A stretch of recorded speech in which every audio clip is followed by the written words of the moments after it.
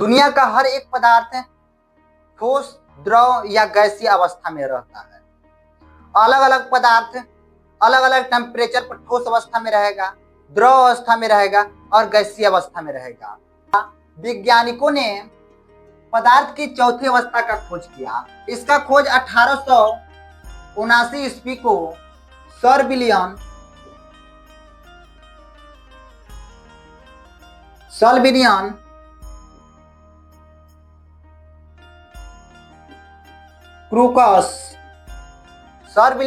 क्रूकस ने किया।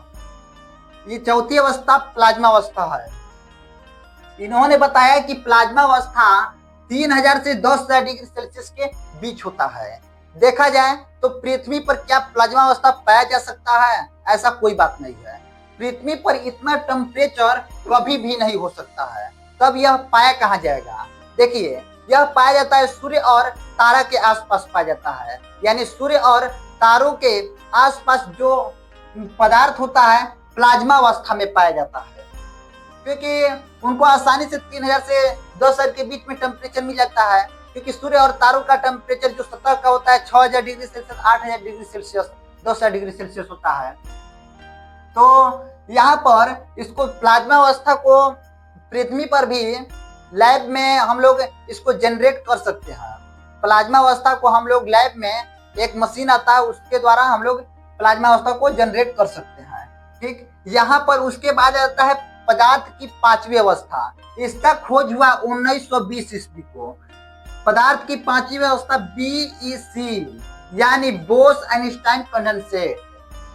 बी से आ जाते हैं दो वैज्ञानिक का नाम है। बी से आ जाता है सत्येंद्र नाथ बोस, ई से आ जाता है अल्बर्ट आइंस्टाइन।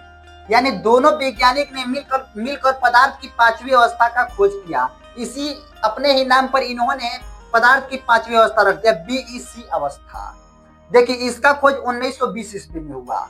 इन्होंने बताया कि पदार्थ की पांचवी अवस्था 0 केल्विन पर रहता है या -273 डिग्री सेल्सियस पर रहता है। तो सोचो कि इतना माइनस में तापमान पृथ्वी पर पाया जाता होगा। देखिए, जो सियाचिन ग्लेशियर है, उसका तापमान -40 डिग्री सेल्सियस होता है। ध्रुवों पर जाएंगे, ग्रीनलैंड में जाएंगे तो -50-60 में खत्म हो जाता है। यानी -273 डिग्री सेल्सियस यानी 0 केल्विन पृथ्वी पर नहीं पाया जा सकता है।